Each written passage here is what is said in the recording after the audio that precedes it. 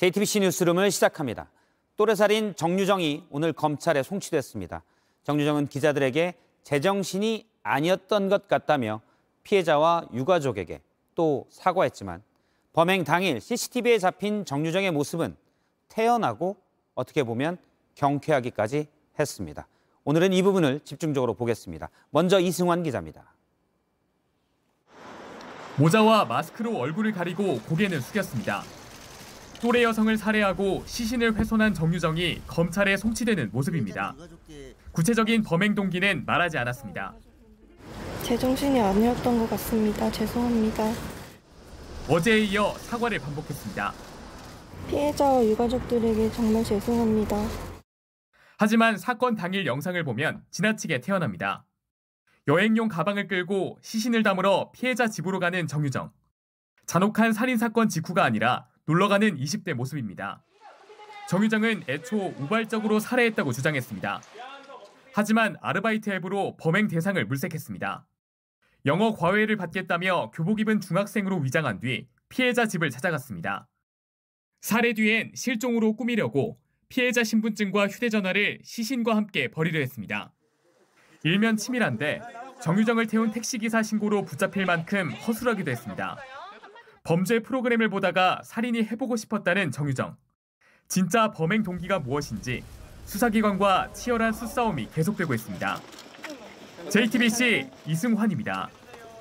정유정은 한 아파트에 10년 넘게 살았습니다. 취재진이 동네 주민 여러 명에게 정유정에 대해 물었지만 정유정을 기억하는 사람은 거의 없었습니다.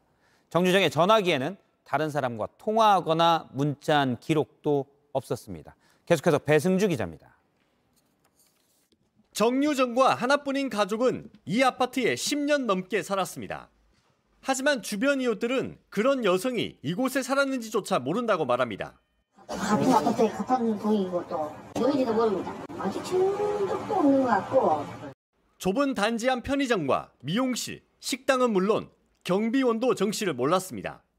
나는 영환이야. 좀 살펴서 가면은 잘 몰라. 친구와의 관계에서가 그런 거 연결되는 부분이었거든요. 정유정의 흔적은 옅었고 찾기 힘들었습니다. 그나마 한 이웃이 정유정을 기억했습니다. 고등학교 졸업 뒤에 거의 밖으로 나오지 않았다고 했습니다. 전화가 잘 안 하는 것더라고요. 저는 뭐 얌전하다 착하다 그렇게만 지금. 다른 입주민은 특이한 이웃으로 표현했습니다. 사람은 못 받고 많은 양의 택배가 왔다가 반품되기를 거듭했다는 겁니다.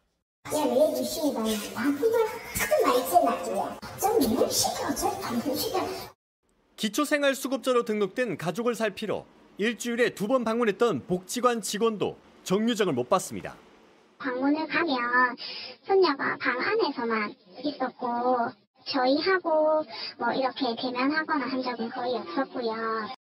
신상이 공개됐지만 정작 정유정을 아는 사람은 없습니다. JTBC 배승주입니다. 네, 살인과 시신 유기 그리고 도저히 받아들이기 힘든 살해 동기. 사실 이 소식을 듣는 것도 끔찍한 일이지만 정유정에 대해서 취재기자와 좀 더 짚어보겠습니다. 조소희 기자가 스튜디오에 나왔습니다. 조소희 기자, 일단 정유정은 살해 동기로 살인을 해보고 싶었다. 사실 충격적인 말인데요. 이렇게 얘기했습니다. 정말 그래서라고 봐야 합니까? 살인해보고 싶었다라는 말을 그대로 믿을 수는 없습니다.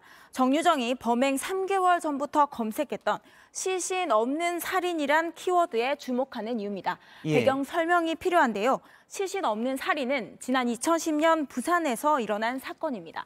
범인 손예연은 20대 여성을 살해한 뒤 시신을 불태웁니다. 그런 뒤 자기 자신을 사망 신고하고 숨진 여성의 신분으로 살기로 하는데요. 정유정도 비슷한 계획을 했을 수 있습니다. 그러니까 그냥 살해가 목적이 아니라 다른 목적이 있는 살인일 수 있다는 건데 혹시 그런 정황이 나온 게 있습니까? 현재 그런 정황은 나온 것이 없습니다만 과거 사례에서 볼 때 그럴 수 있는 가능성도 있기 때문에 그런 부분도 주의 깊게 봐야 된다는 겁니다. 경찰은 실제 명문대학생인 피해자를 동경의 대상으로 보고 그 신분을 훔치기 위해 범행했을 가능성도 따져보고 있습니다. 예, 과외 앱을 썼다라는 부분이 그럴 수 있다는 거죠. 이른바 사이코패스 아니냐? 그런 분석도 나오던데요. 네, 실제 경찰도 사이코패스 성향 검사를 의뢰한 상태입니다. 다만 정유정은 그저 사이코패스라고 보기엔 복잡하고 모순된 특징을 보여주고 있습니다. 잔혹함에 비해서 지나치게 태어난 건 사이코패스의 특성이 맞습니다. 행동 패턴을 보면 지난 2017년 인천 동춘동 초등학생 유괴 살인 사건과 비슷한데요. 17살 여학생이 9살 아이를 살해하고 훼손 유기했던 사건입니다. 미리 대상을 물색하는 모습이라든지 훼손된 시신 일부를 봉지에 넣고 태연히 지하철을 타는 등 공통점이 많습니다. 다만 이런 고전적인 사이코패스 범죄에 넣기에는 또 지나치게 허술합니다. 어떤 점에서 그렇죠? 피 묻은 가방을 들고 택시에 탔다가 기사가 신고에 붙잡힐 정도로 세심하지 못했습니다. 예. 아직 어떤 유형이다라고 단정 짓기는 힘듭니다. 사실 듣기도 힘든 뉴스지만 우리가 이제 분석을 해야 또 대비를 할 수 있으니까요. 정유정이 오랜 기간 은둔 생활을 한 부분, 이 부분은 어떻게 봐야 됩니까? 앞서 보신 것처럼 완전히 고립돼 있었고 사회적인 관계는 단절된 상황이었습니다. 그런데 5년 동안 직업이 없었는데 영어를 잘하고 싶었다고 경찰에 진술했습니다. 은둔 생활을 하면서도 뭔가 불만이 있었다는 겁니다. 이런 부분이 콤플렉스가 될 수 있는데요. 비슷한 유형을 찾자면 1991년 유치원생 곽재은 어린이 유괴 살인 사건 범인 홍순영을 들 수 있습니다. 홍순영은 고등학교를 졸업한 무직이었는데 숙명여대를 졸업한 방송국 기자를 사칭했습니다. 거짓이 탄로날 상황이 되자 돈으로 무마하기 위해 아이를 유괴했는데요. 자신의 현실과 바라보는 모습의 차이가 클 때 이걸 뒤집기 위해 주변 사람들이 생각지도 못한 범죄가 일어날 수 있다는 걸 보여주는 사례입니다. 예, 여러 가능성에 대해서 짚어봤습니다. 조소희 기자였습니다. 수고했습니다.